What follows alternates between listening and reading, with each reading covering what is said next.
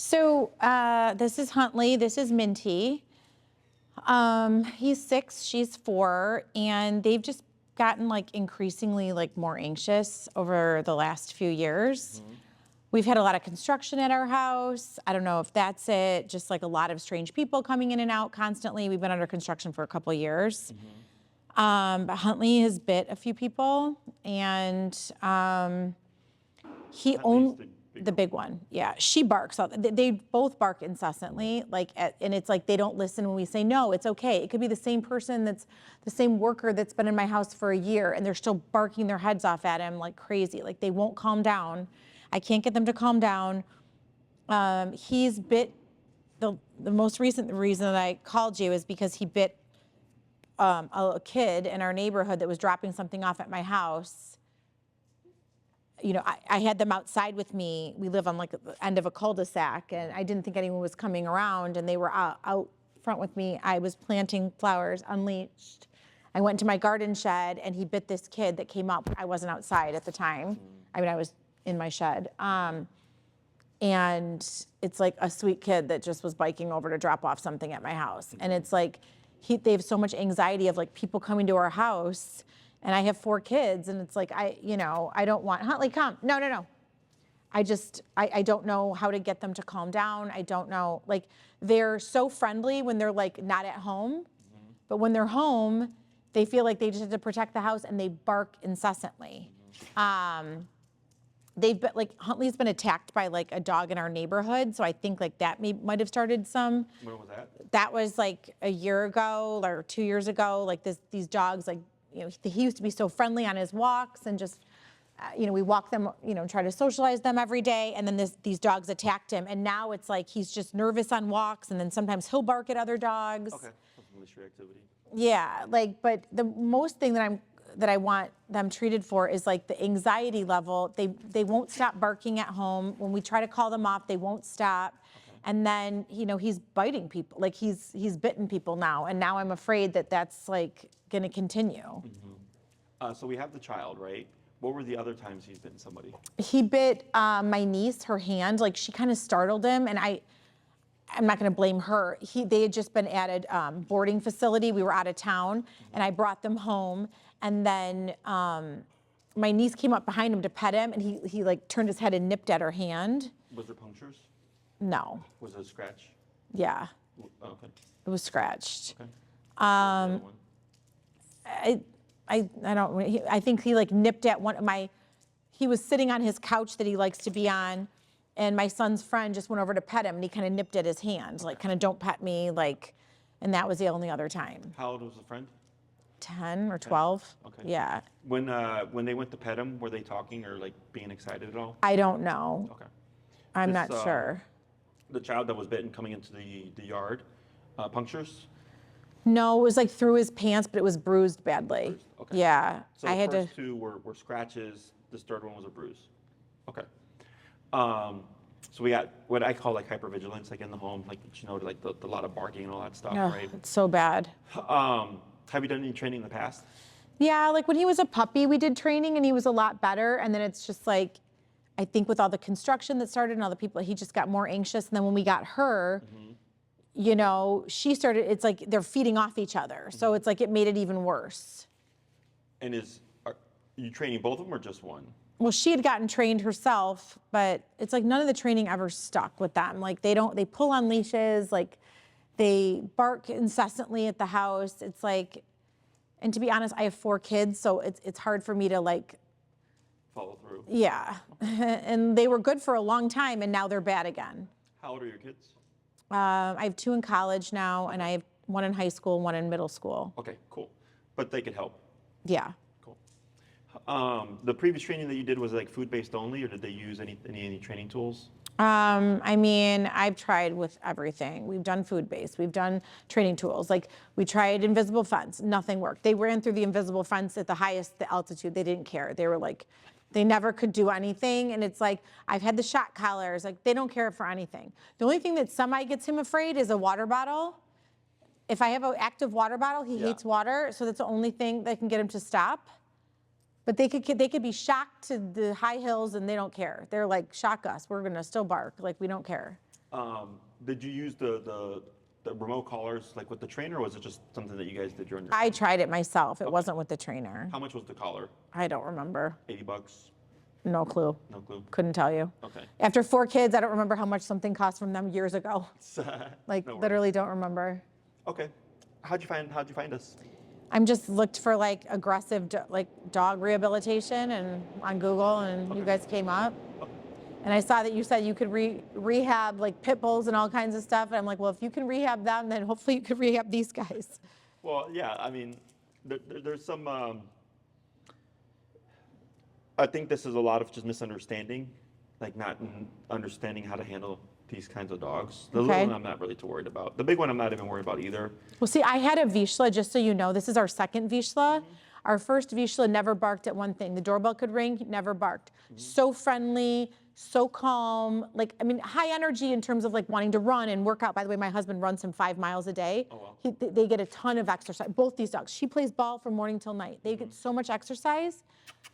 So his personality is very different from the last Vizsla I had. So we're used to this kind of a dog. It's just he's gotten out of control. Yeah. It's like he's getting worse as he gets older. From the same breeder? Kind of. It's like there's like a main breeder, and then like they breed out their dogs to other like breeders. So yes, like kind of same bloodline. I gotcha. Okay. So you got lucky with the first one. Yeah. Just letting you know. Yeah. Like any dog, like all dogs bark at like doorbell and stuff like that. Oh, It's our pretty first normal. one didn't. It was amazing. Yeah. But most dogs, you know, are like what you're dealing with. The incessant barking is the problem. Yes. If I handle Huntley, right? Yes, If Huntley. I handle Huntley, is he okay? Oh yes. Right, so I'll take the Oh leash God, yeah. I mean, he's like I said, he's gonna love you. If he's not in his house, he's the friendliest, happiest boy in the world. Like I don't know how you're gonna be able to recreate this behavior because he's so friendly and so happy. It's just if you came up to my front door, he would be growling and barking and trying to probably attack you. Yeah. So, do you have guests come over? All the time. I have 4 kids. Like kids are all of their friends are coming over. Like I said, I have construction workers in my house all day, every day. Right. Is he trying to go after them other than barking? Yes, he will. If like like in the backyard, like he'll run up to them and start barking at them. Okay, but So what I about- can't leave him alone by them. What about He hasn't. biting? No, he hasn't bitten them Okay. because There's I no always bite jump attempts. in. I mean, he might if I let him go, but I don't know. I don't let him out there with them. Okay. So, part of the problem that you're dealing with is what's called overstimulation. It's the brain's inability to relax. Okay. This is why you get the hypervigilance in the home. A lot of dogs have overstimulation issues because it's typically the lack of boundaries, or at least formal boundaries that dogs understand. There are some dogs that you can get away with, like doing a little, or doing basic training and stuff. And like you said, your last dog was a great dog. Yeah. Never barked at the doorbell, super calm, whatever. And now so I was like, you just got really lucky, okay? Because I train a lot of dogs, and most dogs aren't like that. Okay. Most dogs are not as vigilant as these guys, but not as calm as the one you had before. Okay. So like somewhere in the middle. Okay. The issue that you're dealing with in the home is definitely territorial, Mm-hmm. and it sounds like Huntley here. Has he been pet by other kids with no problem? Yeah. Okay. Because like some kids, some kids come over, like my son, and I don't know if it's just he's reading their energy, like they go right over to him and cuddle into him and he's fine with them, Then other kids, it's like they do the same thing and he's try to nip at them. Mm-hmm. It's like, I don't know. So then now I'm like keeping him away from everyone because I don't know who he's gonna nip at. Like even kids that have been at my house a million times. But like, it's so hard. Like my daughter's friends come over and he barks incessantly. They have to like run up the stairs and he's barking so bad at them. And it's like, we yell at him to calm down and he just won't calm down. And these are like young girls. Like no one's trying to threaten him. Like it's out of control and it's scary for me. And I don't know how, and he's a big boy. Like she barks, but I know she would never bite anyone. It's not but she gets anxious and she's barking, Yeah. and I think they feed off each Yeah. other then. Oh, so it becomes a feedback loop. Yes. Because if one tries to settle, then the other one. 100%. If she's in the front window and she sees something barking, he barrels around from wherever he is in the house to go start barking and helping her out. It's gotten so bad. Yeah. So there's most likely a pattern here. Now, the 2 things with the kids: one, the startle, right? The second one, they just came over. It didn't sound like a startle, right? Like a startle. No startle. Now, one thing I will point out is if Huntley wanted to do harm, he would have. okay, which is why I ask if there are punctures or anything like that. Okay. Okay, those are what we would call correctional nips. Dogs see children as puppies. So, and dogs correct the puppies by nipping and biting them. That's just how they do things, you know. The child that got bit coming into the yard, that's territorial. That was Huntey protecting the yard, and you might go, but it's a young child. I go, right, but he's not distinguishing that. He's just going, you're in my yard, and my owner is inside. So the safety of the home falls on me, right? And yes, there was a bruise, right? So a good little solid bite, but again, no punctures. And it doesn't sound like he pursued either, like continuing to go No, after the he child. didn't. Right, so that was like a get out of my yard Okay. kind of bite, okay? Obviously, we don't like it. No, it's terrifying. It's not good, you know, happened to a child. I get all that stuff. But now that I've explained it to you, you might go like, well, that makes a bit more sense, right? Whereas most people tend to view it as my dog bit a child and it's just like they chose to bite them. I'm like, no, there's a whole reason behind everything that a dog does. Dogs don't do things for no reason. Okay. Okay? It's okay. So let's say that child was someone that was going to rob your home. Would you feel the same way? No, I guess not. No, you'd be like, oh, good job, Huntey. Here's a steak, right? Right. So online on YouTube, there was a couple of videos. One of them was about these two pit bulls that attacked the guy trying to rob a home. Got him pretty good, okay? They caught the guys, arrested, all that stuff. All the comments, what do you think all the comments were? Lucky people that have these dogs, like, wow, good Great job. dogs, Yeah. did their job, protected Yeah. the home. There's another video of a young lady that was hired to walk this family's dogs. They had a shepherd mix and like a pit bull mix. Met the dogs and everything. Family goes out on a vacation. Girl comes to walk the dogs. The dogs attack her. They eat her ears. They eat her nose. It's very bad. Okay. Guess what the comments were on that? Yeah, I'm sure complete opposite. They trained the dogs to attack her. This was a setup. Those dogs need to be put down, right? And I watch it as a trainer and I go, both of these things is the same thing for the dogs, right? The dogs aren't understanding friend foe. Even if they've met before. Correct. Because the difference is the owners were gone. And the young girl had met the dogs when the owners were there. That changes things for the dogs. Does that make sense? So there's dogs that I've met for training that have come to daycare that we pick up on transport.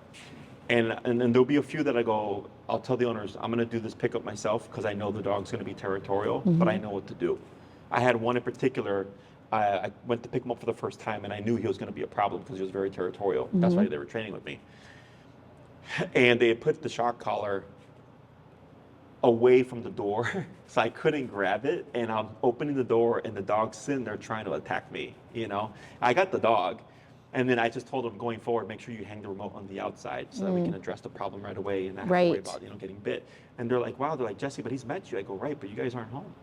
And he's doing his job. He's protecting the home. So I was like, if anything, I was like, it's fine for me because I know what I'm doing. I can handle this, no problem. And just so you know, you don't have to worry about the safety of your home when you're gone. Your dog will protect the home, right? But obviously, what the dogs did, who the target was completely different, and it completely shifted how people were commenting, you know? But for me as a trainer, I saw, I'm like, these are both the same things for the dog. It just sucks that one of them was a young lady, you know? So. Right, but your dog shouldn't, like, I don't want dogs that, like, attack people. Like, I don't want my dog to attack even like a robber. Like, I mean, I would rather have a dog that didn't attack someone breaking in my home. Like, I'd rather, because I have an alarm system and the police can get notified. Like, Sure. I just don't want a dog that like doesn't know the difference between a child and a burglar. Like, I'd rather have the dog that just doesn't attack anyone. Sure. Do you know what I mean? Like, I don't want barking and I don't want a dog to attack. Like, I don't want to be like praising my dog for attacking like a robber, like, and then, because I don't know. I don't want to, I guess, a dog that I'm worried about not knowing the difference in attacking someone. Like, I feel like I have a million friends with dogs and none of them bite or attack.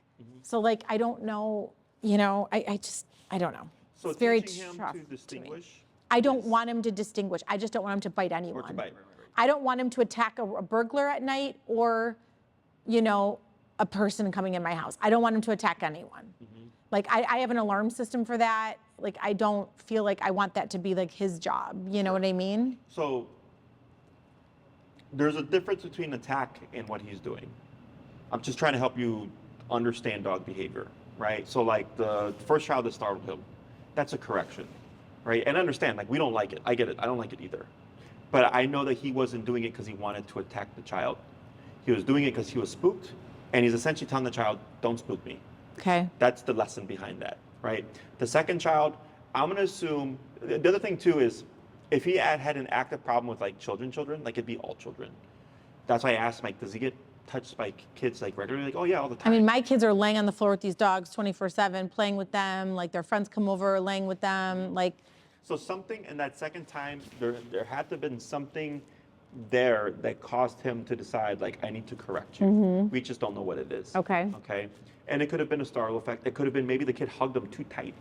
Well, I also think maybe it's because he was on his couch and he feels like that's his safe Oh, that's place. right. So the other thing is that could have been territorial. Yeah, he likes this one little couch we have, and I don't think he wants to be approached when he's on it. Yes. So that's a thing too. That's Because by the way, we another don't possibility. crate these dogs. Okay. Vizslas are notorious for hating crates, but anyways, we tried to crate this one because our last one slept in our bed, and we were like, we can't do this for 16 more years. Cried every night for months. So we just said fine, and like we block them into a little room, so they have a little room where there's a little couch. Unfortunately, we're in construction now, so we just had to move that to a different room, but they're blocked in a little room together, but they're not crated. I mean, I wish I could crate them, but they cry all night long. So I mean, they can be crate trained. I mean, I I've know tried. for you, it I've seems tried like- to crate train.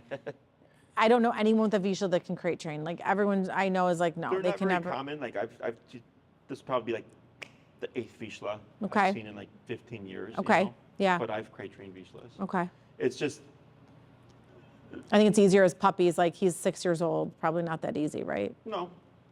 Really? Like once you correct a dog, like they'll pick it up. It's Really? just a matter of, is the owner going to do it? Yeah. Like, and I know you've tried remote collar. I know you've tried all these things, right?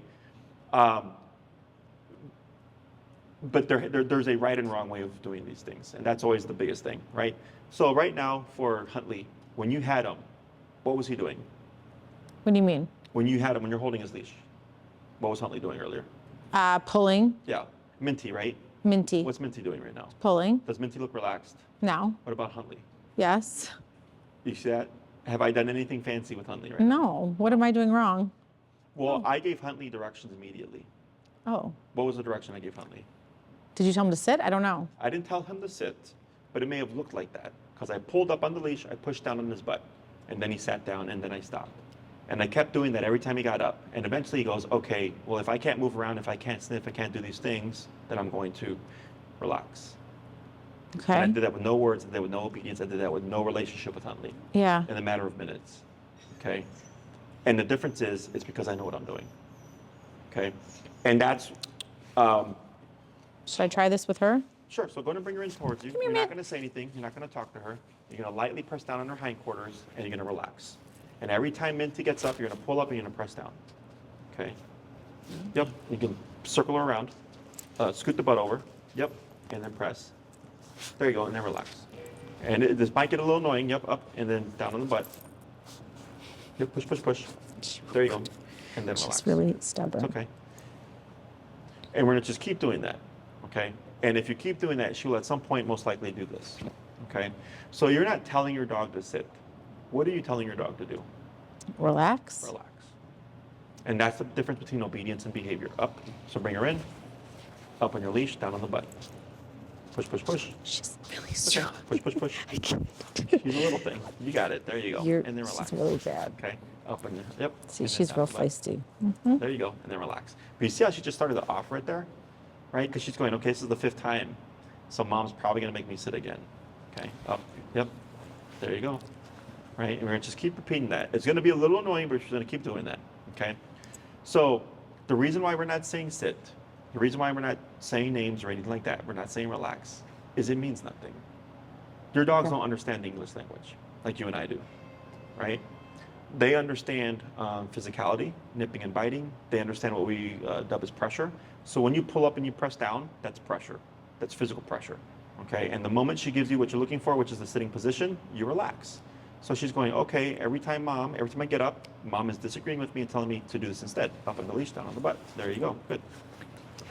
And the more you do that, the more she's gonna go, sniffing is not allowed. Being curious, perfect, up, up, up, down, down, down. Yep. These things are not allowed, so what is allowed? Just relax, right? So what you're dealing with is behavior in the home. There's no structure. Your dogs are stuck in overstimulation. The other thing about overstimulation is the dog's already at what we call threshold, meaning they're stressed. Yep, up on the leash, there you go. So things will stress them out easier. Okay, so like Yes. Dudley, that was the dog that was here when you just came in, that dog bullies the owners. He's bitten the wife a couple of He times. looks so calm. Today was his last day. They're picking him up from a 2-week board and train, right? And Dudley also has reactivity, meaning when he sees dogs, he would bark, and he didn't bark, right? Because of structure, obedience, discipline, okay? But that needs to be done in the home, also by the family. It's not good enough that I can train the dog and they're super obedient. The moment I drop them off, you're gonna go right back to what you were, okay? There has to be effort on the family's part. You have to do things. And I know you said, we will. Kids and all that. And it's easy. It can take some time because you have to learn things, but 99.9% of the time, progress is made immediately, which is the incentive for people, right? Because they go, oh, the thing that Jesse taught me is like working right away. So, okay, I'm going to keep doing it. But if you try other things where it's like, well, it worked this time, but it didn't work the other 9 times, like what's the incentive to keep doing it? Yeah. You know what I mean? So, obviously the bigger problem here is Huntey. And I don't think it's because he's a bad dog. I think that he's misunderstood and we just don't know how to communicate with him yet. Okay, so like if I had Huntey, yep, up on the leash. There you go, good job.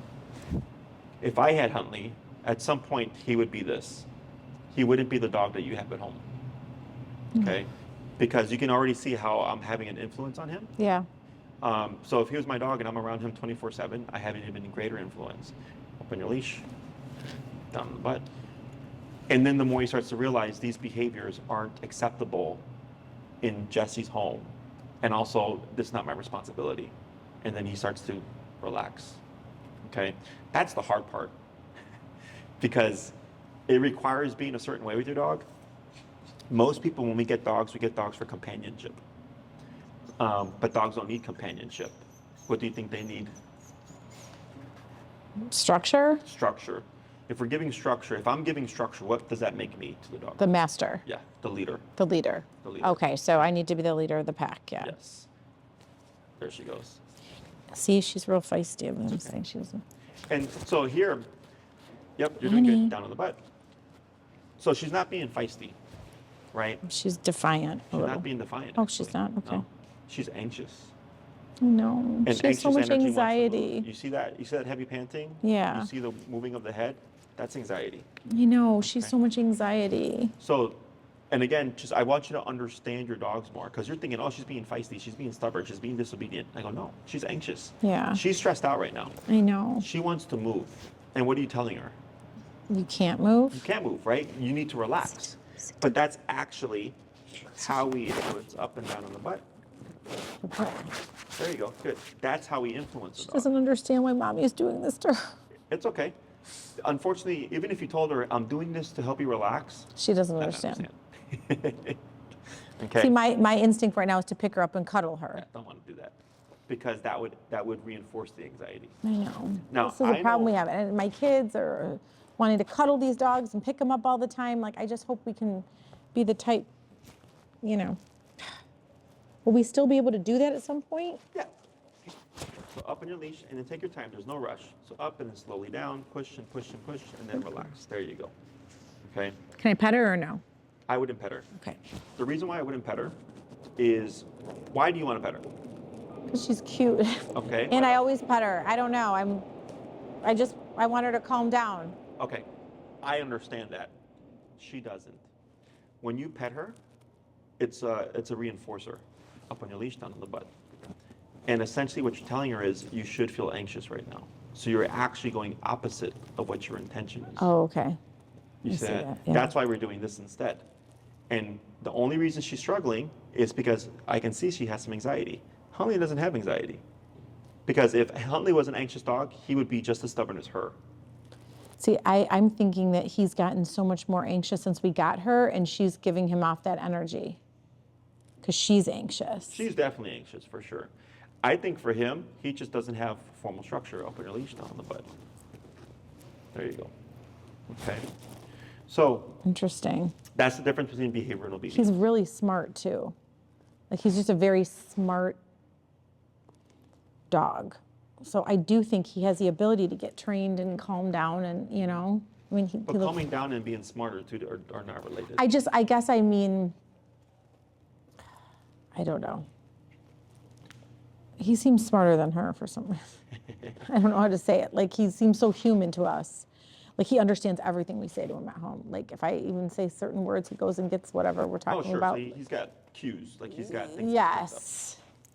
Yes. So is she kind of. She's really. There we go. So how about we swap dogs? Okay. I'll take Minty, you'll take Yeah, Huntley. thank you. Because Huntley seems to be the easier of the two, right? So you're gonna do the same thing as Huntley as we were doing with Minty, okay? Okay. So, what are your goals? My goals are to get control of them Okay. so that, if they do bark and the doorbell rings, I can say, that's it, or stop, or something, and they stop. So that when my kids have friends over, they're not barking at the friends, like in their face, barking at them, that he doesn't nip anyone. I don't have to worry about him nipping a child. And then just really like the barking, like the incessant barking and the anxiety and, that. How many walks a day do they get? Multiple. Like I said, Oh, my yeah, your husband wants my husband runs them every morning. I don't work, so during the day I let them out back. She's obsessed with the ball to the point morning through night she cries at the ball to play. She will run all day long with the ball. He sniffs around, plays around outside. I take them on walks. I have a housekeeper. She takes them on walks. My husband always walks them at night. My kids are playing with them all day long. So it's not like they're not sedentary. Someone's always home with them during the day, either myself, my housekeeper. So they are either playing outside all day, they're on multiple walks around our neighborhood. See how she's really fighting this? Why is she doing that? Because she doesn't want to. She's stressed, Okay. right? So she's not doing this out of like Defiance or something. defiance or anything like that. She's just like, I'm stressed out. I can't relax. And Yeah. I'm going, you can relax, Yeah. right? But again, I'm just being patient. Okay. Yeah, he seems chill. He's really he's the calmed easier down. one. Yeah. Okay, that's interesting. And she's only too. difficult because of her anxiety. Is that something you can remedy? No. We can help her learn how to handle it better. And I can teach you. Is it just like she's wired this way? genetics? Yeah. And there's a lot going on, right? Like we have the construction here, right? So that's also like if at home, if I was meeting with you and she was completely relaxed, and I go, no, she's fine. Everybody experiences She's never anxiety. really relaxed. So it could be one of two things. If it's structural anxiety, meaning the dog is anxious because they don't know who's in control, that will go away with structure. Okay. If it's behavioral, meaning genetic, it doesn't matter what I do. She's just an anxious dog, but she can learn to handle it better. Okay. And I can show you how do you handle a anxious dog. Okay. Okay. So, were you looking for in-person or a board and train type program? I mean, I kind of thought board and train Okay. just because I live in the suburbs. Not that I mind driving down, but I felt like it's gotten so bad with them that they might need like, a session of sort of like that daily repetitive structure that then I can come in and really continue to reinforce. I felt like I needed more than just like once a week type situation. But I don't know what you think. So there's pros and cons to both. Okay. What suburb did you come from? Winnetka. Oh, okay. So you're up I there. mean, it's not terrible. It's like 40 minutes. Yeah. I used to do home to home. I used to go to Winnetka. Okay. Winnetka, Skokie, Wilmette, Yeah. Evanston. That whole area, yeah. So the pros to a board and train would be we get a lot done in a shorter amount of time Okay. because we're being paid to train the dogs. okay? Yep. The con is the dogs are trained by us, so the training is tied to us. We have to then transfer that over to you. Okay. Okay, so there's a little bit of a learning curve there. So that's what Dudley's owners were doing today. They were picking him up from his board and train, and we were just recapping everything to help Okay. kind of the beginning stuff. That's why you may have heard me say start with heel in place first, and then do the other things, right? And then in 2 weeks, I'm supposed to see them again. Okay. With an in-person, the pro is you learn more, and it's tied to you from the get-go, okay? Because it's you're the one doing the training. You show up with your dogs, I train you to train them, you go off and you do your homework. Okay. The cons are, well, now there's homework. It doesn't require a ton, but it requires some kind of commitment. And then 2, it takes longer because I'm training you to train them. Okay. Right. So for me, if I have a dog for a week, I cover everything: sit, stay down, come, place, heel. 6 commands. Okay. Whereas for one-on-one, it would take us like 9 classes to cover everything. Okay, because I have to teach the owner. Right. So I have to split things up into parts sometimes. So they get part 1, and then they come back, we get to part 2. So, but there's no kind of right or wrong here. It's really just like what's going to work best for you. Okay. Your case is one where you could do either or. Okay. There's certain cases where I tell them board and train is not an option. Like Okay. typically my human aggression cases, because I tell the client like, this is a problem that you need to know how to handle. So you need to do everything from the ground up, right? Got it. Because I already know how to handle these kinds of dogs, right? And excuse the barking, that's my neighbor's kennel. They rent our back space. Our no. side is quiet. Okay. Okay. Yeah. Have you ever been on the CTA? Yeah. Have you ever seen the canines that walk around on the CTA? Yes. All those dogs are my neighbor's dogs. Oh, wow. Yeah, Action Canine. So he's renting our back space, the back half of our building, Got because it. he's having another location being built that he's expanding. Oh, nice. So he's Okay. got like 40 dogs back there. Oh, wow. So you could do either or, right? There's no right or wrong here. It's really what you think is going to work best for you. If you feel like you are just like a busy mother, right? Then a board and train would probably be better for you. I truthfully, because of all the construction in my home too, really feel like that would be a good option for them. Could they be together? They're kind of bonded together. Yeah, that's not a problem. So like they'd sleep together at night and stuff? We can do that, yeah. You just let us know. Okay. Yeah. So do you train them together or separately then? Separately, okay, yeah. But the longer I have them, I can do their training together. The only thing that really matters is walking on the leash, like walking 2 dogs at the same time. Yeah. Is really the only thing they would need to do together. Okay, well, they're Otherwise, terrible on the leash, just all so the you know. training is done individually. And the thing about the board and train, and this is what really distinguishes me from other board and trains, is that for every week that we have a dog, I record the training sessions. Okay. Okay, the first lesson of each thing that we're going to teach. The first video is always the longest because it's everything's from the ground up. Okay. Anywhere between 2 to 3 hours long per dog. Wow. Okay. And the reason why I do that is every dog responds differently. This is a perfect example. Yeah, this is unbelievable. Right. So clearly anxious, but starting to relax little by little. We've seen her try to lay down a couple of times, Yeah. but her anxiety is not allowing her to go to this. So you don't think he's anxious at all? No. Interesting. Yeah, and the home setting is different. Like the Yeah. home setting gives him something to protect and stuff, right? Yeah. But what can look Just like in anxiety general, yeah. is the fact that he can't relax, Yeah. and that causes the anxiety. Yeah. That's also a possibility. Okay. Okay. So I teach everything from the ground up: sit, stay down, come, place, heel. I film it, right? I make one big video for each dog, and then I send you the links, and they go, here are the videos, right? Okay. And then you watch them at your leisure. Okay. If I have a dog for 2 weeks, there's going to be a week 2 video. And that's where we start progressing the training to the long leash, already progressing towards off leash. Wow. Okay, so with the way that we train, you get up to off leash reliability. Okay. Wow. For the 3rd week, if the dogs are social, we take the training on the long leash and we start doing it in a group of dogs for distractions. Okay, and I film that lesson. That video is typically shorter. It's usually like 15 to 20 minutes, 30 minutes at max. The 4th week video, if we have them for 4 weeks, the dog's fully off leash doing the training with a group of dogs. And I film that as well, right? So you see the progress from beginning to end. And that's to help you understand how everything works. Okay. It's not as simple as I train the dogs and then you pick them up and you go sit and they sit and you go come and they come. We have to now transfer that to the home setting, and that's what the videos are for. The videos give you exercises to replicate. You replicate them, and then once you understand it, you go, I'm going to apply this to my life now. And that's what creates reliable obedience, is the application of what So they've learned. everyone has to be everyone has to be on board with this, right? Everyone that's around the dogs has to learn all of this. Because like my housekeeper's with them a lot and she stays with them. If we go out of town, she stays with them. So like I need to have her watching these videos. Yes. Like I need to have her trained on all of this as well, right? To a degree. The only thing, so I've worked with families with housekeepers before. The only things I'll tell the housekeeper to really focus on are walking on a leash and what's known as place command. Place command is go there and don't move. Okay, it's go here and chill out. So if you look at the TV on the top right there, you see how there's dogs on the beds there, right? They're doing place right now. Oh yeah. So for us, we have hourly rotation. Every hour on the hour, we move the dogs around, and they'll go from doing duration to doing treadmill to doing playtime in group if they're social. treadmill. Right? Yep.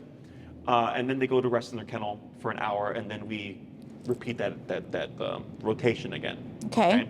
So place. Most of the time when we think of control like when we need it, right? Oh, the dog's barking at somebody. The construction workers when they come over, right? Oh, I'm walking my dog on a leash. I need to be able to control them. Or my dog's going to be off leash. I need to be able to control them. And that is correct. But that's like a small percentage of the day. And then the other 23 hours, the dog is doing whatever they want. Yeah. Right? So if the dog is practicing doing whatever they want all the time, then that little small percentage of the time where you need them to do something on command, they're not going to do it because they're used to doing what they want all the time.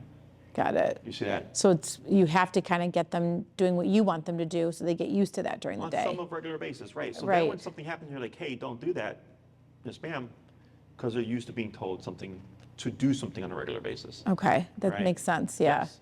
But for dogs, typically they usually just coexist with us. And it's only these like if you didn't have like the aggressive behaviors and the nips and all that stuff, right?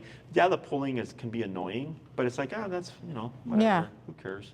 But then we start to get the other behaviors, all of a sudden it becomes We've kind of let a lot of stuff go, and it was the bite. I was like, this is the last straw. Like, there's so much that's been bothering us with their behavior, but it wasn't until he actually like bit a kid that bring in. Yep, there you go. that I was like, that's it. We have to correct everything. Like, it's gotten so out of control. Like, we let so much go. Correct.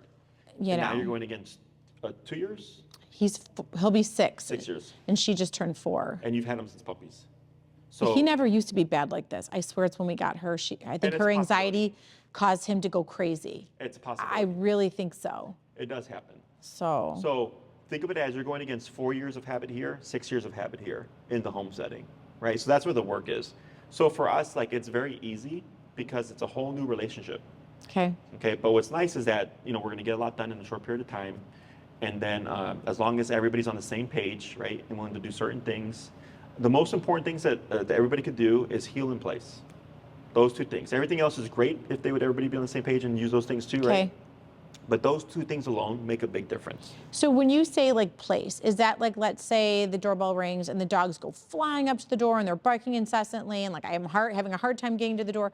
I could say place essentially and they could go to their place and quiet down? Yes and no. Okay. Okay. Yes, because that's how training works, right? Okay. No, because the stimulation of the situation could override the obedience. Okay, so there's a difference between behavior and obedience. Okay. So let's say, because most trainers will tell you to place your dog. That's the most common thing, right? Because that's the training approach. But if we have a highly territorial dog, he's going to go, screw your place. I'm going to go bark at this person because I think they're a threat. Okay. So obedience goes out the window. So now we go into what we call behavior mode. We have to now learn, or I have to teach you, how do you tell Huntey, you don't need to be territorial. Yeah. This is my guest. Yes. You need to relax. And then also go to your bed. Okay. That's the difference. So I And get clients. Is that able to happen? Are you able to train dogs to do that? It's actually, am I able to train you to do that? Oh, okay. Yeah. I can make the dogs do things. I'm not worried about the dogs. Okay. It's always the owners. Okay. Okay. But you're saying I would be able to have that kind of command over him to say, this is my guy, like, essentially like calm down behaviorally and then go to place. Like I would be able to calm him down. Yes. If you do the homework. Okay, I will. I will do it. Oh, she finally calmed down. She's probably going to get up in a few minutes. But this is what I was talking about earlier. Right? So this to me. So she's able to at least. Yeah. This to me is mild. Really? Yes. I know it seems bad because he's nipped at 2 kids Yeah, plus the it's third devastating. kid, right? But when you understand it from my perspective, he's not going out his way to go after kids. That's the difference. Is I I know. get dogs that go out their way to go after kids. Yeah, no, he's not doing that. No. So, and we'd have to put rules. Okay. So, we teach the kids, if Huntley's on this couch, Don't you touch don't him. touch him, Yeah. right? If, don't hug Huntley from behind, right? Because that's a startle effect. Yeah. Okay. Okay. And then, you know, the child, so here's an example. I have a client, I trained their dog back in like 2016, 17. They still come to us now. Wow. Okay? No issues, never bitten a person, never bitten anybody. 3 months ago, the husband, wife, and their child, my clients, were out of town. No, they were out. Mother-in-law was watching their toddler. Mother-in-law ordered Uber Eats or something. Doorbell rings. Dogs are coming with her. She goes to open the door, or she looks out the window. She doesn't see anybody, so she's like, "Oh, maybe this person is out, like in the front gate or something." She opens the door, and the Uber driver sent their 5-year-old child to deliver the food. Okay, what do you think happened? The kid got attacked. Didn't get attacked. He did get bit. Okay, Ugh. it was a bite and release. It was a bruise, a slight puncture. Right, child was okay, and everybody was freaking out. Right. So my clients are like, "Do we need to do a refresher training or whatever?" And I go, "When has Kavu bitten anybody?" And they go, "Never." And I've known this dog since like 2017. See what I said? A few minutes because of the anxiety. I've known this dog since like 2017, right? Never bitten anybody. And out of nowhere, bites a kid. And I go, he was caught off guard. Because mom opens the door and dogs are eye level with the Right. kid. You know, and I go, and it sucks. I was like, but if he wanted to do more harm, he would have. Because he was unleashed, uncollared, Right. nothing. So what he did was get off our property. You see that? So again, I don't like that it happened, but I told him this is not your fault. It's not your mother's fault. It's the Uber driver's fault for sending a 5-year-old child Yeah. to drop off a package. You know what I mean? So that's why understanding is so important, because to some people it just looks like an attack. I have a client right now, ex-client or former client rather, who's being sued. This is my fear. I trained this dog back again, 2017, 2018. Had 2 bite incidents prior to training. Since training, no bite incidents until 2022. In 2022, she had a coworker come over, and she told the coworker, "He's nervous around people. You have to take it slow," right? So my client ended up having to get up to use the bathroom. While she was in the bathroom, her friend was petting her dog. Okay, even though she was instructed not to. And not only that, she was petting her dog like this. Okay, which is one of the worst things you can do, because now it's very intimidating to the dog, very threatening. Okay, client comes out of the bathroom, sees her friend, and then the dog looks at her friend, and then jumps up and nips her in the face. Okay, just surface scratches, whatever. Everything was smooth over. Now 3 years later, that girl, that coworker, is now trying to sue my client. And I look at it and I told her, I was like, well, 1, you told her not to touch your dog. 2, she was leaning over and petting the dog at the same time. And I was like, that's a big no, because it's very intimidating to the dog. And he didn't, again, if he wanted to bite her, because he had full range to bite her, she would have no nose right now. You know, all she had was surface scratches. So that tells me he was telling her, this is too much, you need to back off. But unfortunately for the law, it doesn't read that nuancy. The law is just like your dog bit a third person. Does that make sense? I know, and I do worry about this kind of thing too. Like, thank God I knew the woman whose son that was, and it's just, you just worry about that kind of stuff, you know? Like, I mean. And I get it, but when you understand dog behavior, it's like, it sucks that it happened, it sucks that I was a kid, but it's not Huntley going on his way to it. Like, it's not like he escaped the yard, chased the kid, and then bit him. Oh no. Because I get that too, you know? So when you have these kind of references and these kind of experiences, you start to see like, okay, yeah, like the dog's not a dangerous dog, right? It's just, don't know how to handle a dog, don't know how to calm them down, don't know how to de-escalate them, don't have the means of commanding them to do things obedience-wise, right? Okay, And then things yeah. just kind of spiral from there, okay? question any of that. How long, like, do you think would benefit them to do a board and train? It comes down to how well trained you want them to be, right? The longer we have them, the more well trained they're going to be. There will always be effort on your part. Yeah. Okay. So like, you know, if your husband takes him running, like you said, the 5 miles a day or whatever, and then also like if what people don't account for is like once you have control of your dog, their world opens up because you can do so much more with them. Yeah. Right? When you have a crazy dog that's reacting and barking at things, or you can't take them in the car because they're whining the entire time and all that stuff, like you don't want to do anything with them. It's true. We say this all the time. I'm like, I wish I could bring our dogs to the farmer's market. Like I see people with their dogs. I'm like, oh, should have got a golden. I'm like, they're so chill. I was like, people bring them I everywhere. actually have a bad golden right now. All my friends that have Goldens, I'm like, oh, they're so friendly and chill. Everyone at the farmer's market has one. I'm like, I got these crazy dogs and I can't take them anywhere. It's not the breed, it's the temperament. It's the personality type. You know, so it's like a family could have 10 kids, you know, and then the 10th kid has like a disability. Got it. You know what I mean? It's just it happens. Yeah. So, but a lot of things, fortunately, through structure, you know, we can rein in a lot of that stuff. To me, this is very much structure. If this was actual behavioral, like you have a problem, like this wouldn't be happening right now. Okay. The ability So you think even down. with her, like she's got anxiety for sure, but it seems like it could be managed. She can learn how to handle it, yeah. Okay. See how she's not panting anymore? Yeah. Yeah. And that's because I've given her direction, and the direction is what's helped her relax. Got it. So if we don't, it's kind of like if like for me, when I used to work for other people, the first day on the job, you're kind of anxious because you don't know what your place is. But then once you've gone there for a few days or a week or 2 weeks and you find your routine, you relax. So do you think I should have them in like they shouldn't have like, they don't go upstairs in our home, but should they not have like free reign to the first floor? Like You can have whatever you want. Okay, so you don't think that's contributing to the anxiety that they have like a whole house to walk around on the first floor? No. I don't think so. Okay. It's literally just lack of structure. Okay. That's where most people that come to me with behavior problems is lack of structure. Okay. Because human structure and dog structure are two different things. Yeah. You know, human structure is routine. I walk the dog in the morning, I feed them, you know, I let them out midday, dinner, and then I walk them one more time, right? And then if they bark out the window, I'll clap and say no, you know. But dog structure is like, let's say Huntey was barking out the window and Minty didn't like it. Minty would go and bite Huntey to tell him, don't bark out the window. That's structure.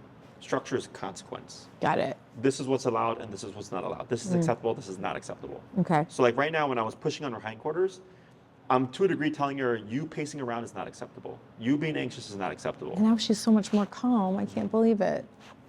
But this is 15 years of experience. Yes, I know. You know? I'm so willing to it's like whatever it takes. I just we love them so much and they're so out of control. And it's like, my kids feel bad because they're like, we want our friends to be able to love our dogs too. But I'm like, no, the dogs are so bad. Like the kids are embarrassed when their friends come over that the dogs can't calm down, you know? And your kids are old enough that they could do the things. Yes. And they will, yeah. My suggestion is, and it's not because I don't trust Huntey or anything, it's that I'm very mindful with dogs and kids because again, dogs see kids as puppies. Yeah. So one day, even teenagers? In my opinion, yes. Okay. It's usually because depending, if they're very composed and mature, right, and slow moving, then I go, yeah, it's probably not a problem. You know? Yeah. But sometimes let's say the girls are screaming and squealing and running around. And all dogs don't like that energy. Yeah. Because it's unstable. Okay. You know, so let's say one of them has a dog of their own, and they pull on their ears, and the dog at home is very receptive to it, doesn't care. But then they try to take that and they apply that to Huntey. And Huntey's like, you're not going to pull my ears. Got it. Right, that would be a correction. That's not him attacking. That's the difference. Interesting. Yeah. Okay. So those are things that I said, that I see, again, with the client who's being sued, right? I told her, well, she got bit because one, she pet her when you told her not to, pet him when she told her not to. Two, she was towering over and petting the dog from above, which is even worse for a dog like that, and that's why it happened. But then also, if you really wanted to do physical harm, it would have been way worse than what it was. He told her, hey, just back off, this is too much, I can't handle it. Mm-hmm. But the law, unfortunately, may not see that. So I have to write a letter and all this stuff for her, for her lawyer. Yeah. But so what I suggest with kids, it's just boundaries always, you know, because like your kids, he's with them all the time. He's grown up with them and all that stuff. Like they can do a lot of things that other kids may not be able to do. Yeah, I mean, my kids lay all over them, play with their ears, pull on them, do silly things, dance with them. I mean, they don't bother my kid. Like they let my kids do anything to them. So they are very like manhandled, I will say. Like everyone's always picking her up. I mean, my kids are passing her around all the time. Like they are very like chill with my own kids, but besides that, they don't. And that's what can be misconceiving, right? It's like, well, my kids do it. I'm like, right, your kids. Doesn't mean other kids. Yeah. You know, it's kind of like, I'm sure like you have guests that could come over that you know very well, and then they could just help themselves. Like they can go in your fridge or whatever. 100%, right? yeah. And I'm sure you have guests that if they did that, you'd be like, what the hell are you doing? You don't have that level of comfort. Yeah. You see what I'm saying? Same with the Same kids. thing for the dogs. Okay. So once you start to see things and you know, you go, oh wow, like we're not that different. And I understand why these things happen. Very unfortunate that they happen, but I don't have an aggressive dog. I don't have a dog that's intentionally trying to like cause harm, you know, to children or anything like that. Okay. So that you can relax about. Yeah. Okay, good. So the minimum that I recommend for board and trains typically is 2 weeks. Okay. Okay. And then you can go up to 4.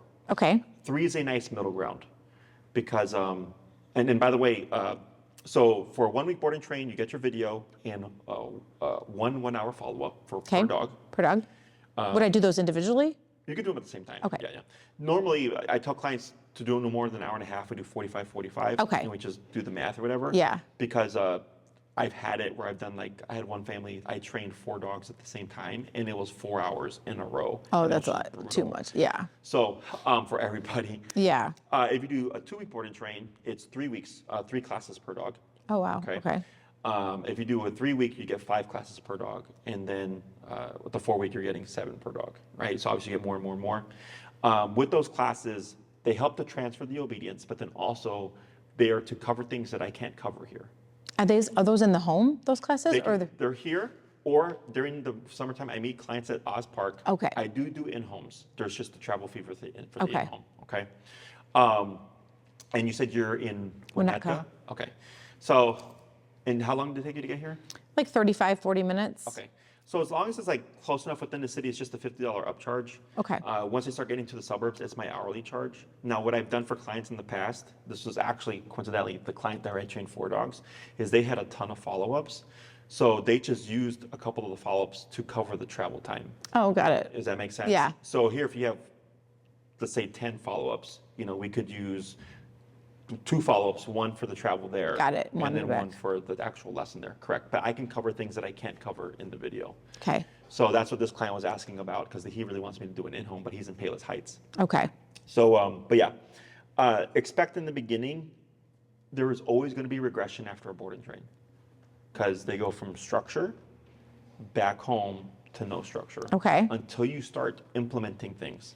The sooner you start implementing, the sooner you start to see the side effects of the training. Okay. Okay, and then the sooner you start to see calmer behavior and so on and so forth. So we basically get the videos while they're still at board and train. So to familiarize ourselves, like as soon as they get home, I can show them to everyone in the family, like here's what we have to do. Anybody that's going to be what I call like a primary handler, you can share the video with. Okay. Okay. This client, for example, their preference was to watch the videos and have a follow-up on the pickup. Okay, you can do that as well. Because it is one thing to watch it and then to actively apply it. Okay. Now, typically, I recommend clients to take 2 weeks to familiarize themselves and then come for a follow-up or schedule the follow-up because then you're coming with questions. Right. Because typically, during the handoff, if we do it like they did today, a lot of the questions are already answered in the video. Okay. Okay. So you need to kind of get home and see what questions you have that aren't translating and kind of thing. Exactly. Yeah. Okay. And so that's what earlier I was like, that's what distinguishes us. I've had clients do 4-week board and trains and they get 1 30-minute follow-up and that's it. Okay. So you're gonna bring in, pull over, pull up, and then press on the hindquarters. Push. Yep. Switch hands, pull up with your right hand and then push down with your left hand. Yeah. Push. You're doing good. It's so strong. There you go, and then relax. Yep, and then we're gonna try it again, up and then down in the butt. There you go. See, he's smart. Bless you, Huntey. Yeah, I've had clients do 4-week board and trains with like other facilities, and they're like, I got a 30-minute lesson like I don't know what to do here. Wow. That's 30 minutes for 4 weeks is nothing. Yeah. Whereas for us, they'd get like 7 hours of follow-up. Right. So that's amazing. That's the biggest difference. Is I want to make sure that everybody's successful. It's crazy that he didn't rebark again. Yeah, but he's still tense, right? Yes. And this is normal. But he didn't rebark again, which is he would have totally done that. No. So that's because interesting. You, to a degree, calmed him down a bit. If we would have left him how he was, he most likely would have barked again. Interesting. Okay. Because he wouldn't have done this at home. He would have barked like and crazy. Yeah. So I'm glad you could see that he did that because he was being so calm here. But yeah, and I've seen this stuff a million times. Okay. Like, yeah, I don't need to see the dogs. I already know. You already There's know nothing new under the sun. Good. Got it. But for the clients, it helps them feel better. I was just worried because I'm like, he's so territorial at home. Like, how is he going to respond? Like, is he going to be his happy-go-lucky self when he's at training, and then it's like you're not able to Yeah, that's why we do the train. And like, let's say, and it's possible, okay, that I come over for an in-home, and I'm like, wow, he is terror. Like, this is bad. No problem. We work on it with the follow-ups. Okay. My specialty is like aggression. Like, hey, this is a bite here. I got a scar here. I got a scar here. I got a scar From training? Here. Yeah, from training dogs. Because that's my, it's the risk that comes with the profession, right? But I have a special suit that protects me. It's a 60-pound suit that they use for like the protection training and all that stuff, attack training. Wow. So if I really feel like I need it, like I'll always bring it with. You definitely won't need it for them. I don't know. She can be so feisty. Yeah, then we would work on that. Okay. But that's why we do the follow-ups, because there's things that if I don't see it here, I can't do anything, unfortunately. And that's what happened with Dudley, because he's a resource guarder. He guards bones. He guards. Well, she does that a little bit. She does? She is really the alpha between the two, if there is one. Like when she gets a bone, if he even goes near it, she growls at him and like snarls at him. Mm-hmm. Yeah, And he backs right away from her. He Does gets she real. guard from you guys or no? No, No. not from us, but from him. Yeah. And by the way, she guards me from him too. Like if she's sitting on my lap and he wants to come cuddle with me, she'll growl at him, like get away. And he does. He's terrified of her. He'll go like walk across the room. I give them each a bone at night to chew. One of those bunny bones or whatever. And she's chewing hers, and then she goes over and she just takes this right out of his mouth. He never says a word. He just sits there. He never tries to get it back. She's very like that with him. Okay. So she has the guarding issues. He doesn't have that at all. He'll let her eat his whole bowl of food. He never barks or anything. If she's always trying to eat his food, like she's bad. I got you. So that stuff, like I don't worry about it. Yeah, because it's dog to dog. Dog to dog, but then also we typically want the weaker dog to be the assertive one, because he could kill her. Right. Right. So I like the fact that he's she's terrified like, of her. she's like, so I have a Chihuahua, he's 8 pounds, and I have a 60-pound pit, and it's the same relationship. Okay. Yeah. Like he's literally terrified of her. When she growls, he just backs off and goes, and he doesn't ever try to get anything back from her. Because if we had it the other way, he would terrorize her. Okay. And it'd be a separate problem. Yeah. Yeah. So she's that in dynamic, I'm charge. not worried about Okay. it. That's why I asked, is she okay with humans? You're like, yeah, fine. I'm like, cool. Then it's not a problem. Yeah. Okay. Yeah, but she is growly around her bone. So for the e-collar, Do because you think they would be good on an e-collar? 100%. Okay. Yeah. Hers would just be different from his, obviously, because of her size. You can have it set up so that you can have one remote to both dogs. Yes. Okay. I And like then you that. can also have what we call a family system, which is 2 remotes that control both dogs. And I recommend this for families or like couples, because it'll be like, where'd you put the remote? Yeah, you definitely need 2 remotes. Now, for your particular setup, your remote is ridiculously large. What do you Okay? mean? It's a sizable remote. It's like, For 2 dogs on it, you mean? yes, and the reason is because of her size. So the remote that I would recommend, because she needs a particular size and he needs a particular size, and they have one remote that can do both of those. Okay. Otherwise, You're saying you make one correction and they both get corrected at the same time, or no? it's that her collar would be smaller than his collar. Okay. And they require different remotes. Got it. But in order to get you what we call a family system, where you can have one remote to both dogs, it's the larger one. Okay. Okay. So it's kind of clunky, but it's nice because you can control both dogs at the same time. Whereas if we split it up, he would have his own remote and she would have her own remote, because they're 2 different systems, if that makes sense. Yeah. Okay. And we'll take care of all that for you. Okay. I can have, if you want to have a family system, we just ask that clients let us know ahead of time, because I have to order that from the distributor. okay, and have it set up for you because they have to program What it. do people like? The family system better or the each separate remotes? The family system. for People like sure. it? Okay, well then let's do that. Yes, because trust me, so like let's say they had separate remotes and your husband misplaces his remote, now what do we do? Right? Whereas with this one, if It's he so big, you're not misplacing it. well, there's that, right? But then also you have your own, so you're like, I'm not worried about it. Okay. Okay. And you can have as many remotes paired as you want. So like if your kids wanted one, they could have one. But typically, two remotes to the 2 collars, Okay, it works very well. okay, good. Okay. Off the top of my head, that's probably like around 700 to 800-ish with tax. okay? Dang. I know. But they last That for includes years. everything or that's just the remote? That's just a remote system. Okay. Okay. If you get it, well, if you have to get it through us, it's 10% off. Okay, So you do save a little bit there. For the board and train programs, the 2-week, which is the minimum that I recommend, is $27.50 per dog? per dog.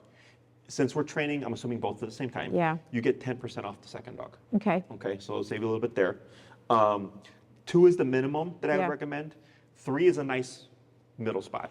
is there any way where you're like, we're gonna start with 2 and then are you gonna recommend another week? Or do you structure it, it's like either 2-week or 3-week? You kind of have to decide up front? Decide up front. Okay. You can do 2 and then add a week. The only thing is we don't prorate it. You're just getting another 1-week program. Got it. Okay. Whereas like if you do 3 weeks, it's a little bit less? Yes. So it's Do you a little bit have it, less. like what's your availability like? We have space. So Okay. right now it's a weird time because we're going from the summertime to the fall time. Yeah. So things tend to switch, where I get a lot of in-persons in the summer, and then it switches over to like boarded trains and daycare trains during the fall, winter time. Okay. Then come spring, it flips and it becomes less boarded trains and then more. More, okay, Yeah. got it. Okay. The other thing is if you did the 3, that would leave you with 10 follow-ups, right? Is we have follow-ups to help cover the travel as well. Right. To the home. And then if you wanted them to be like fully trained, then you have the 4, that will leave you with a total of 14 follow-ups. So that will cover a lot of ground with that. It's personal preference. It is an investment, right?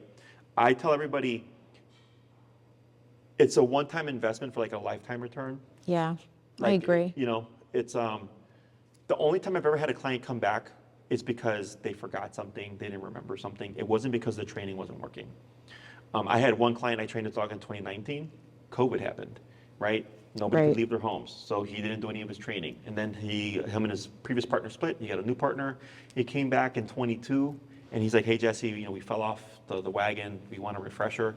He's like, "Do you think my dog remembers anything?" And within 5 minutes, everything came back to him. Wow. They never forget it either. So they'll get amazing. sloppy. Like if something happens and you don't Right. practice for a month, you'll notice them get sloppy, and then the moment you go back to implementing it, everything starts to come back. Wow. Okay. I can't get So- over how calm he's being. So the next thing is clients will ask, when does the collar go away? When you need it, it doesn't. So like if guests are coming over, you have the collars on. If they're going for a walk, you have the collars on. So when would I use the collar? If guests are coming over, and am I just having the remote with me I don't understand. What? Correct. So there's an exercise that I would show you. Okay. Like how to properly invite people in. Okay. Okay, because you have your obedience, but then the other part of it is like, because you could tell them to go to place, and you can make them go to place with the remote. Okay. The difference is, if you tell him to go to place after someone comes in, he's probably going to be amped up. So he is doing the obedience, but up here he's still amped up. Behaviorally, the difference is he goes to place and he's calm. Right? Like right now, creating calmness, and this is no training. Yeah. This is the few little things, right? Is understanding how to do that. So then I show you how to then apply your remote collar in the system and all that stuff. So I guess I'm confused. Is there a difference at a training for when they have the collar on versus when they don't? Because like, is all the training with the collar on all the time? Yes, there is things that we can do to correct behaviors without the collar that I can show you. But is your intention that like, once they're done with this like 2 or 3 week board and train, they always have the collar on 24/7? When you need it, no. When you need it. Well, what does when you need it mean? When guests come over, when you're gonna walk them, if they're gonna be in the yard and maybe you're gonna be doing some work in the yard or something. If they're off leash. Correct. But like when my kids' friends come over, like sometimes I don't know if people are coming over, so I wouldn't have time to like go put the collar on them. And we Like, can show the kids. right, but sometimes like my son and his friends just like come into the house, like I don't know they're coming, they don't, know they're coming, they just go in. Right, but So you're there's saying nothing- that can't happen. Well, it can happen. It's just that you won't have the same amount of control. Okay, you drove here, correct? Yeah, Did you go the speed limit? pretty much. Was everybody else doing the speed limit?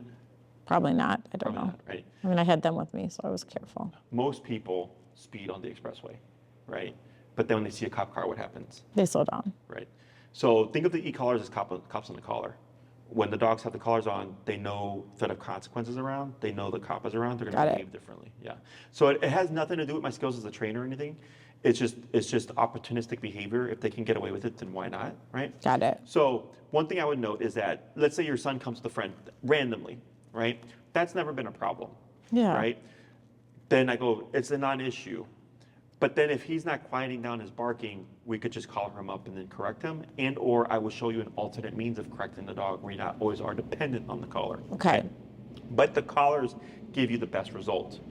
If we know Are construction they work- bulky on their necks? his is going to be curved, so it doesn't look too bad. And the one for her would be smaller. Yeah. That's why they have to have two different systems. Yeah. Because hers would be drastically smaller than his. She's gotten so calm. Even like despite the noise and stuff. Mm-hmm. But that's my influence. Yeah. I know, so it just makes me feel like maybe she's not as anxious as I thought she was. I mean, she is still, right? But it's not the worst case of anxiety she's you've definitely seen. kind of worked past it for sure. Yeah. But with constant direction. So then once you have like regular. Yeah, I guess that's the point at home. It's like they're not leashed inside the house, right? So they're just gonna be running all over. Like, how do I get them to that's kind of what I worry about. Like, how in the house when they have, they're running around the first floor and there's lawn guys in the backyard and construction guys out front and the Amazon driver coming, like, how do I get them to like calm down? Right. If they're not on a leash. No, I got you. So like, all those guys I'm sure come at a certain time. And one of them probably comes like the earliest. Well, they're there all day long because Yeah. I have construction going on all day. Yeah. So then, we would collar them up as soon as we can. Okay. And then we'd have to rotate it. Because you have Do the collars have to charge? external, yes, they're rechargeable. There are external factors, and that's the problem. Yeah. Most places, and right now it's like you said, we have construction. It's for a time, but it will be done. Yeah. Right. Most people, it's my dog's fine until my UPS comes. Yeah. Or USPS comes, or my guest comes over. That's most people. Yeah. But because for you have the lawnmower guy, the Yeah. construction, right? That's why it seems like a lot. It does. Okay, but once all that, slows gone. down, it'll be less, and then you won't be having to do as much. Okay. Okay, and it's straightforward. Yeah. Okay, and what you'll notice too is like, oh wow, when they have their collars on, like I don't really even have to do anything anyways, because they already know. It's kind of like now when he sees the water bottle, he stops. Yeah, there you go. That's I just, simple. and not, by the way, all I have to do is say the word squirt bottle and he stops. Yeah, Because I say it every time I hold it up. Now I don't have to say it. I just can show it to him and he stops barking. Sure. So I can see that would work for him. That's what I mean. He picks up on stuff real quick. I don't know about her, but we'll see. I mean, it took a little bit, and it was only because she was anxious, right? So this is nothing that I've not seen before. Okay. Okay. I can only take you as far as you're willing to go.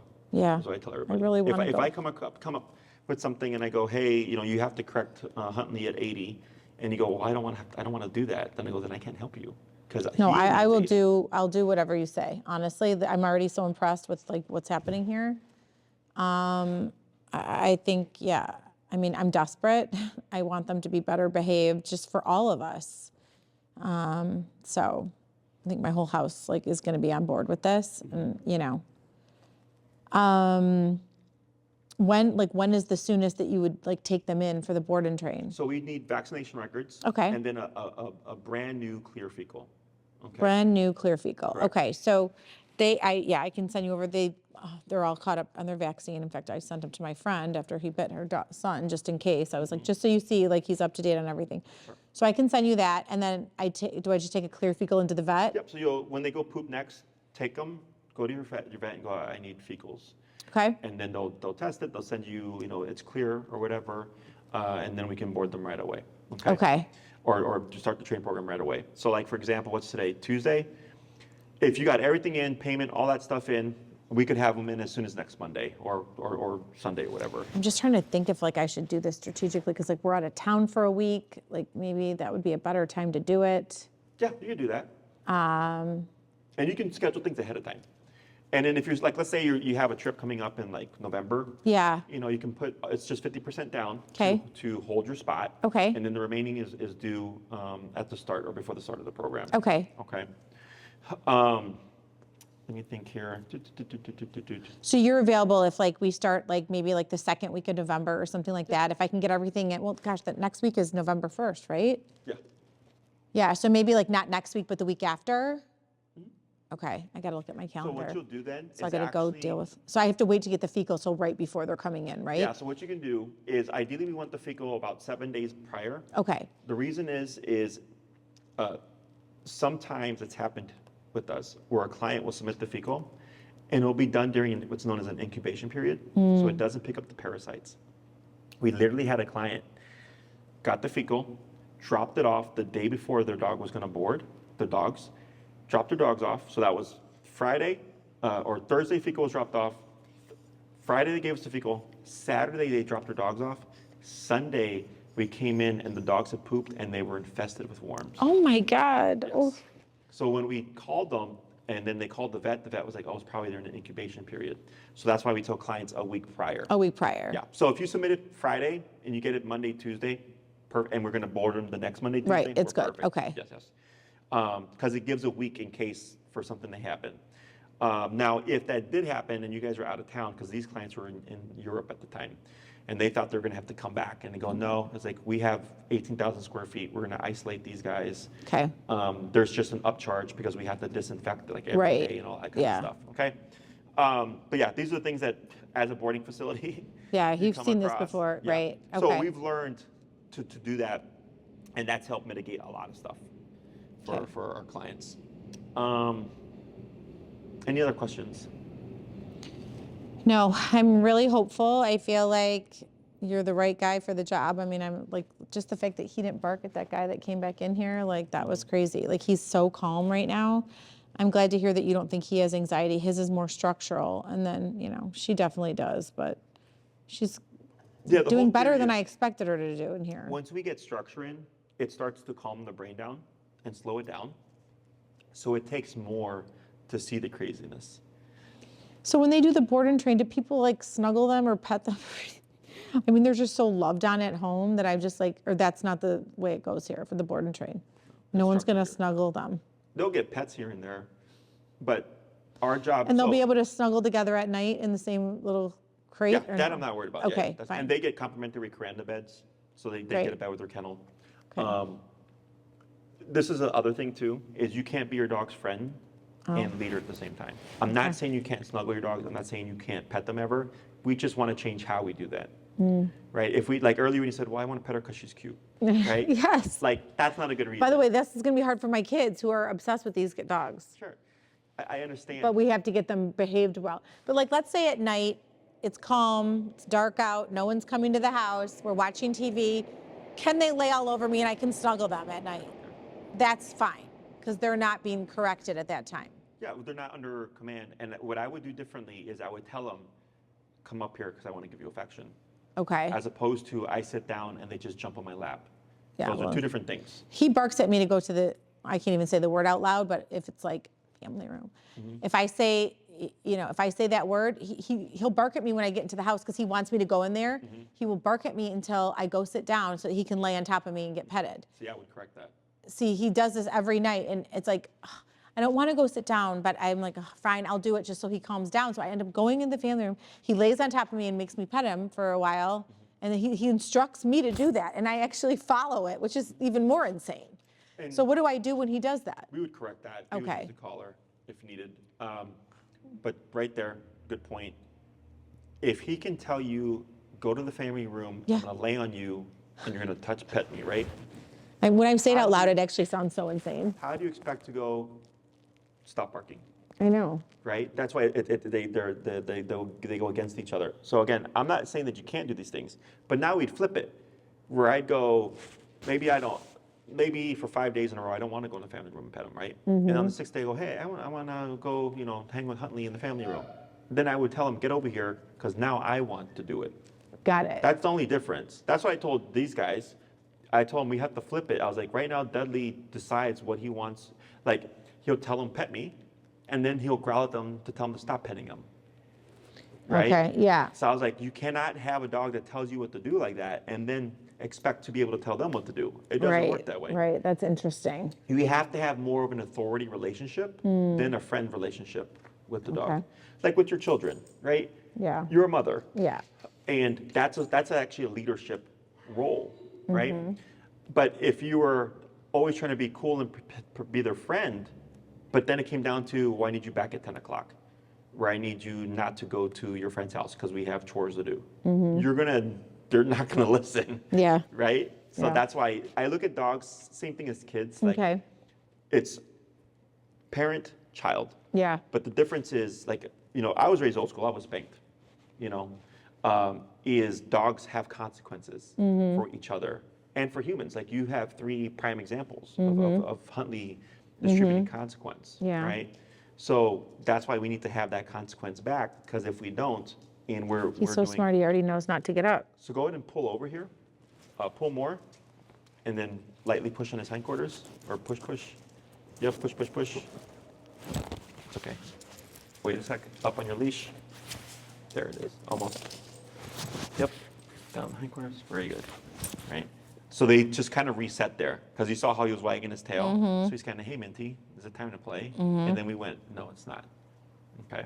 And with remote collar, it's a lot easier. It's like way easier. Now, why do I feel guilty? Like, oh, I want them to play. They must be bored. Like, this is my mentality, which is terrible. This is why they're ruling my house, because Yeah, it will work against you for sure, right? But it's like goes against my natural instinct. Like, I just want to pet them so bad, but then I'm like, I can't. Like, and it's going to be hard, but I'm going to have to really stick to this because they're out of control. yeah, So it's just changing how you look at things, right? I don't want them to feel like they're not getting enough love from us. Dogs don't do that. Okay. That's the human. We're putting that onto the dog. Exactly. Dogs are very simple. Once you understand that, life is just like so much easier. And the people that were here before you, same mentality. Same mentality. Okay. So the other thing I remind everybody is, like, we're here today because there's been 3 bites. Yeah, Right? I know. And in my opinion, I understand why they happened, right? But in order to change that, we have to change how we are with the dog. Yes. So use that as know. your motivator. My like, motivator. I don't It's actually it. like being kinder to the dogs by implementing the structure than it was before giving them pets and not having them structured. Correct. Like, it's actually showing them more love Yes. when they're structured. For me, love is doing what you don't want to do. Yeah. Like Yeah. treats, love, cuddles. Who doesn't want to do that with their dog? But when it comes to discipline, consequence, regular structure, holding the dog accountable, right? Nobody wants to do that. You don't do treat-based stuff. I don't, they don't get a lot of treats at home. No. So I don't do treat-based stuff either, so that's fine, yeah. Okay, Anything else? nope, I think that's good. I So- just need to look at my schedule. I'll get all the, do I just email you guys You can email the, Tina. And email then Tina, yeah. the So vaccine forms? She may get you situated herself, depending on how busy Okay. she is. Otherwise, she might send you over to Maria, who handles the facility. Okay, Tina is my mom. She handles my Oh, all okay. my private clients. got it. And then, like, for example, she may book the board and train, or Maria might. Okay, But then when it comes to your follow-ups, that's all Tina. okay. Okay. So for the board and train, what do I bring with them? All their food? Yes, and we need meals pre-bagged. Okay. Okay, Portioned out, because we get people that they'll do a bag, right? And we go, we don't know if this is good for this day. We don't know how long it's going to last. so here's the thing though, I put sardines on, like fresh, canned sardines on their food in the morning and at night. So could I like I could pre-bag all the kibble, but then I put like a topper on for them? So what you can do is sardine topper? the kibble, and then send us however many sardines, and Okay. then just tell us 1 sardine Like, per meal. Yeah, or like a little, just Yeah. scoop a little on As top. long as it's because they're sardine cans. Yeah. That's fine. Okay. We just don't want like big, huge bags of food. Yeah. Because one, they rip, and if they spill, it's a mess to clean up. Yeah. But No, then that's also, fine. we always count the meals to make sure they have enough food. You'd be surprised how many times people don't bring enough food for their dogs. Okay, yeah, so 1 per meal. Yes. And then you just provide us with the feeding instructions. So we would need leashes, the dogs obviously, their bring- meals. Do I bring their bowls? No. They each get their individual bowls. All bowls are cleaned and pails are cleaned every day. Okay, So all we need is food, dogs, leashes, and then I of course will have their collars and stuff. No blankets or anything cozy for their bed area? No blankets. We don't do that because dogs will sometimes eat those things. Yeah. And the last thing we need is an emergency. No, totally. Okay? But they will get a complimentary Caranda bed for their kennel. Okay. Okay. And then we have heated floors. And they everywhere. can be in there together. We'll let them share one. You could just email because I'll probably forget. Like, Jesse I want said to this make is sure okay. they're together. That is perfectly fine. Yeah. The only time we have issues with that is I do get dogs that fight each other. So then I'll tell the client, Oh, yeah. obviously that's not wise, but in this case it's fine. No, he's too afraid of her to fight. Oh yeah. Anything Take else? him down. Nope, that's it. So if you had any questions you forgot to ask, you can email Tina. Okay. And then if they pertain to me, she'll email me. Otherwise, I'll send her my recommendations. Okay. And then she'll follow up with you. 2 is the minimum that I'd recommend. 3 is a nice middle ground. And 3 And then- sounds good. And then 4 is like if you just want to go through here, which is What's 3 per dog cost so wise? it's $27.50, $37.50, $47.50. So it goes up $1,000 each week. Okay. Because 1 week is $17.50 because there's so much work the first week. Right. And then you do get 10% off the second dog. Okay. Okay. And then you'll get 10% off of the remote system as well. Okay. Okay. Anything else? That's it. Thank you so much. No worries. So I'm going to give this to you.